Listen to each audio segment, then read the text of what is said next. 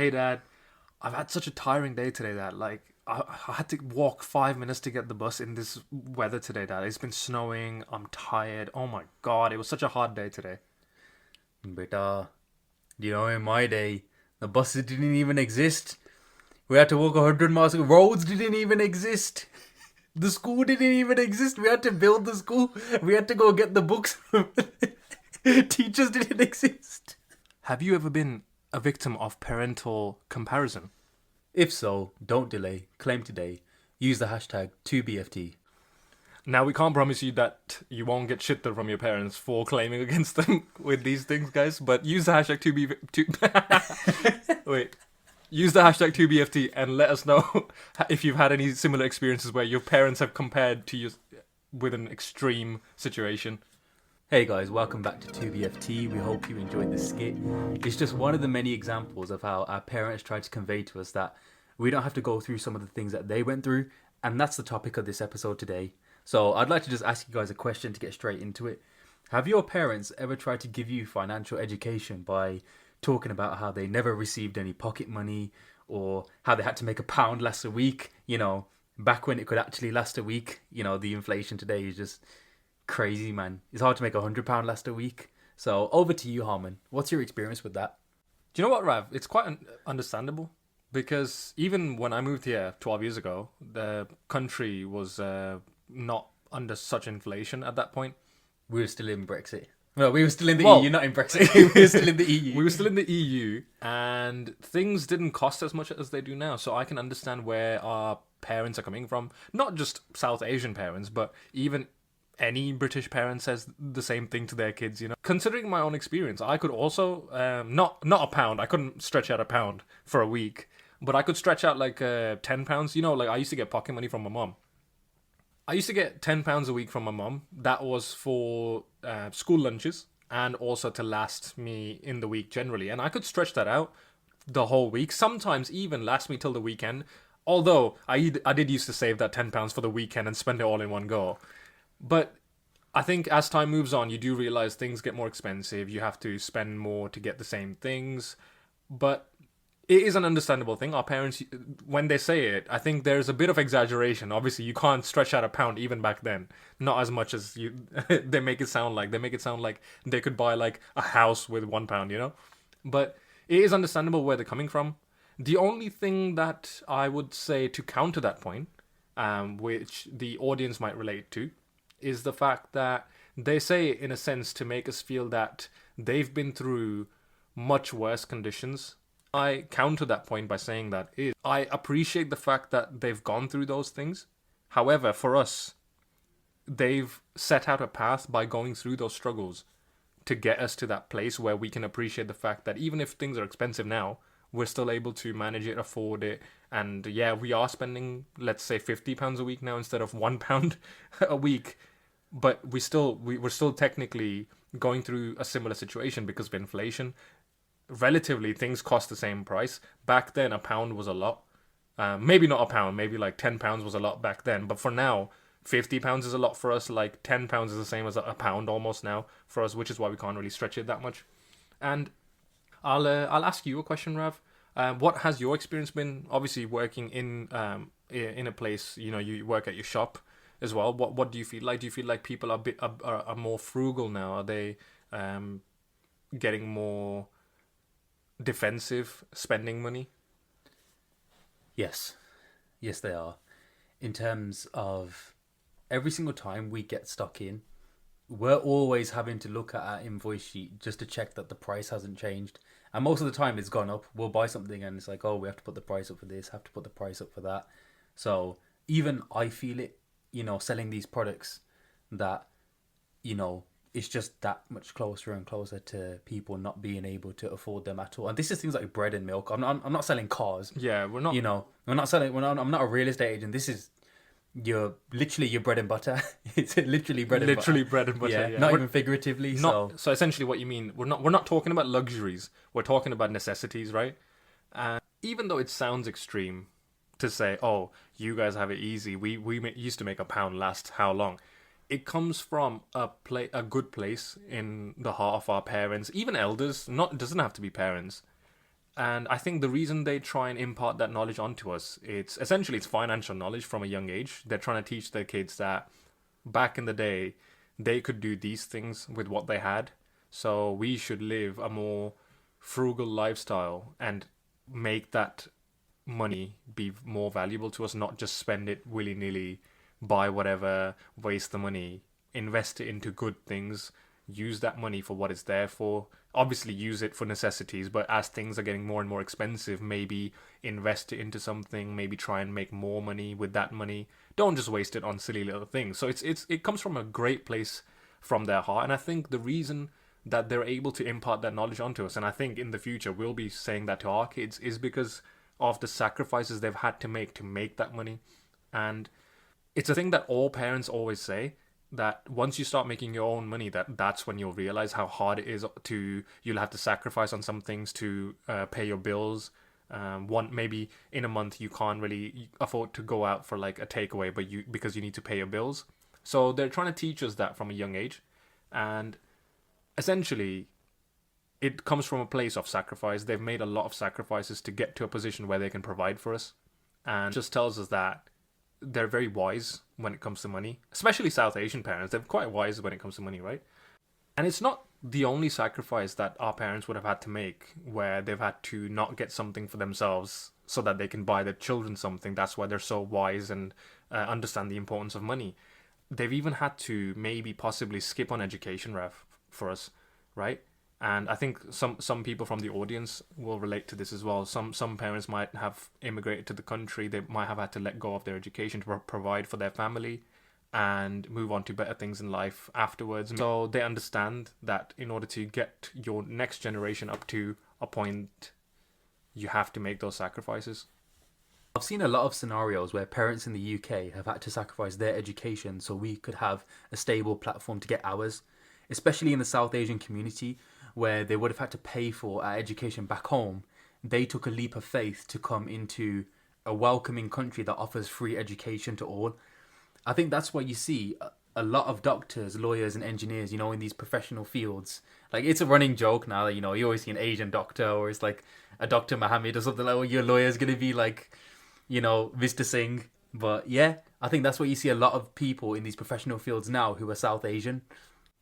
Do you think there's a point in the parents in the UK in their lives where they think they want to get back into education? Like, I know my mom has expressed her interest in wanting to be a lawyer. It's that stereotypical, but like, she wants to do immigration law. She's really interested in that.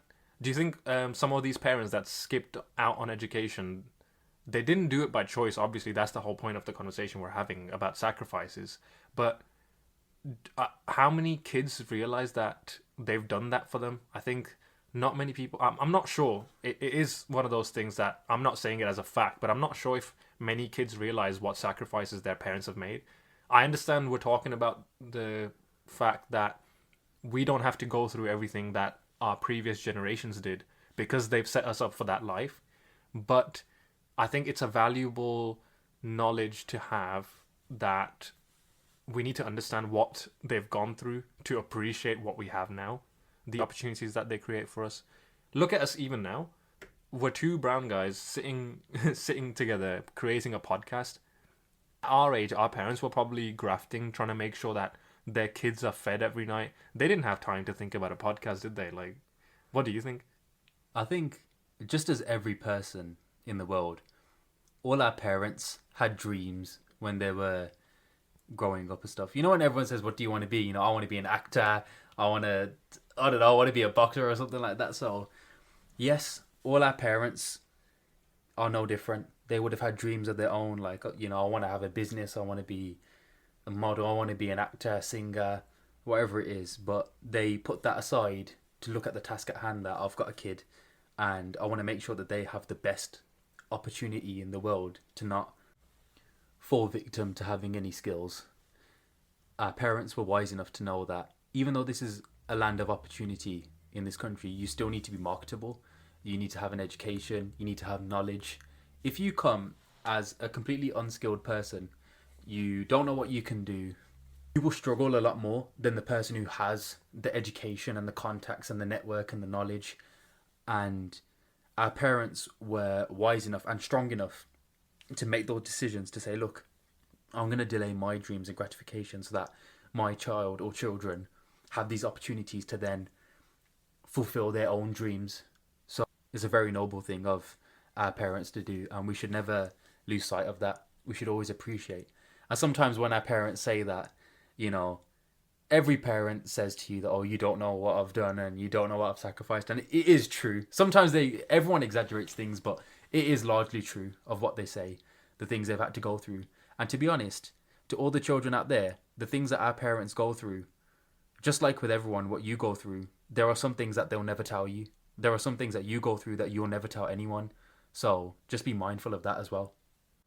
We should also be grateful because they've also set us up in arguably the best possible time, because what do we have at our fingertips today? We have the internet, right? You can do anything on the internet, and pretty much anything that you want can be searched for, and you can see even free resources on whatever you'd like to find. And that is the reason why we don't have to go through everything that our parents did, Rav. It's because we've got such an amazing tool at the touch of our fingertips with vast amounts of knowledge available. You know, if you're ever unsure of anything, you can search it up on the internet. What did our parents have? They probably had their parents to ask about things like, hey, Dad, how do I do this? Or Mom, what is this thing? And being from an older generation, their parents might, again, they didn't have internet again, even more. So the grandparents then would have only been able to tell them what they knew. So we come from humble backgrounds. Our parents made the best of what they had. And now they've kind of imparted that onto us, especially now that we're in this generation of technological advancements. I think we need to use this to our advantage, which a lot of people do actually. A lot of our some mutual friends that we know, they're using the internet to their advantages, you know, getting into social media. Some people are getting into digital marketing, online skills. Even jobs are getting advanced now. Not everything has to be a skilled labor work or even like physical. A lot of people are getting into online designing, website making, things like that. And do you know what? It even gives you an experience of what other cultures are like. So, for example, when our parents moved to the country back in the day, they didn't have knowledge of what the country would be like. They didn't know the culture. They didn't understand the weather. I'm sure other people, they would have had word of mouth. That was their internet back in the day. You know, like even the auntie is sitting down doing some jugglies and that.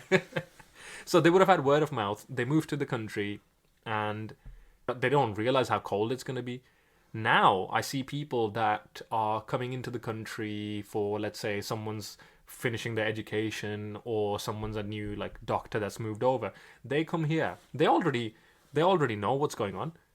They know more than us. I know. I remember. I know a person who came to this country and he didn't know obviously everything, but the guy on his own managed to travel the whole of the UK. Because they've got the internet, they can find out ticket prices, they can find out how to get there, they can find out what they need to bring, what they can take, what they can't take. People know everything these days, and I think that's because we're in the generation where information is key. Information is being generated and shared at vast amounts, right? Even not only educational content available to us, but entertainment available to us. One of the things that I have started recently watching is one of our brothers from India called Bir Ramgadia, and he makes YouTube content about traveling to different countries. And for those of you that might not know who he is, he makes content and vlogs his trips to every country in the world. He's been to Australia, Canada, the UK, and even me living in the UK, I watched his whole series of being in the UK. It's just a nice perspective that you get to see from someone else that's come to the country for the first time, maybe to see what they're experiencing, what they're seeing. And I think what that lets the people back home know is that, okay, the climate's like this is how much it costs to get on the bus, etc., etc. It gives you that knowledge. Like, you're already prepared to land into the country and go about your way to the town or whatever you need to do. You need to get a taxi to get whatever you need to. You know the prices, you know the climate, you know what to bring. Compare that to what our parents go through. They didn't have those resources available to them. So what do? They used to ask their parents before. Now they ask us. They know that we use Google, we use the internet, we are generally more aware of a lot of situations that might happen because we have the internet available to us. Even if something that no one's gone through, it's uncharted territory, they will ask us to Google it. Even though they have the latest phones, they have everything available to them. It's just easier for them to ask someone because that's how they've grown up. That's what my mom does as well. She asks me to Google everything. She will call me. She does not Google. I think on her phone, Google is probably the least used app. Obviously, now I'm exaggerating like how our parents do. She might obviously use Google, but it's easier for her to call me and access that knowledge because that's how knowledge was shared back in the day. So the reason we don't have to go through everything that they've been through is because we've got all these things available to us. And we need to be grateful that we are born in this generation that has all these resources available to us. We can access the internet. We've got money that is valued more. We've got things available to us cheaper than what it might have been. Because obviously, when things are made initially, they're expensive, right? Things come down in price over time, even if inflation's going up. So we've got access to crazy, amazing phones and TVs and cars and transport. You go to work, your mom might drop you off in a heated car. They might have had to take the bus or like a cold walk to work. So it is true to a certain extent that, as you said, the things that they exaggerate to us. Again, I think to stress it is that we need to be grateful for the things that our parents have sacrificed for us, and they still support us with our ventures that might not be as extreme as what they've had to do. Comparatively, we might to a certain extent have an easier life, but that's because they've made it for us. They've made that life easier for us. And also our parents also need to understand that you've given that life to us. So just be mindful that you've worked all your life so hard to provide for your kid a life that is easier than what you've had to endure. And we are now enjoying that easier life. We are going through that life with more opportunities that you've created for us. So we are grateful. But we also want you to be mindful that you've made that possible for us. I think the pressure on the younger generation to become more successful than our parents today is because maybe it's a self-imposed pressure, because I don't know about you, Harman, but I think we all want to do the most for our parents, right? We want to buy them houses and cars and give them everything that, give them everything that they didn't give us, but then their parents weren't able to give them as well. Because if you've made our lives easier, we must be progressive, right? If you make our lives easier for us to just stay the same as a collective, then that means our generation has gone down in productivity and providing value, right? So, although that is true, because our parents have made our life easier, we are still living in a generation where this is the first time that we're doing all of these things. So, not only are the old challenges been solved, there's a lot of things that we don't have to go through. That makes things that we have to go through that have not been gone through yet by the previous generations. So it's uncharted territory, right? When we go through these challenges, unfortunately, there are some things that we can't really ask our parents about.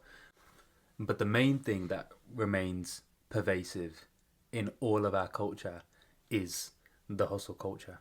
We will never ever lose that. Every generation so far has faced new challenges, and we've always overcome them to provide better for our kids. This cycle will even repeat. When we have kids, there'll be challenges that they will go through which they cannot ask us about. They will then create their own support systems and create their own networks to then solve and deal with these problems. But we will be mindful that, yes, we will still provide our kids with an easier life than what we have had, but also know that they will be going in uncharted territory, because we have no idea what's going to happen in the next 5 years, even in the next week, or even tomorrow, what's going to happen. So I'd like to stress that even though we face new challenges, all of our traditions and cultures are still the same at heart. We still have the same hustle. We still appreciate what it's like to have a tight, close-knit family. We still know how to interconnect within our communities, how to stick together, how to save money, how to build. All of those things are timeless, which our parents have given us, which we will then pass on to the next generation. But we will do so with our own funky twist. We are 2BFT. We're still brown, but we're still British as well. So we'll then create families and have cultures which then are a nice blend of British, and Asian. To all the parents out there who have fought tooth and nail and sacrificed so much for their children, we understand, we see it, and we're grateful. We are working just as hard to give back. So even if it looks like we may not be grateful for some things or may not understand that this has been done for us, just be mindful of the fact that we are working as hard as possible to give back to you guys and provide you guys with the dreams that you sacrificed to allow us to achieve all our dreams. As always, guys, it's been a great pleasure to have you listen to us yap again.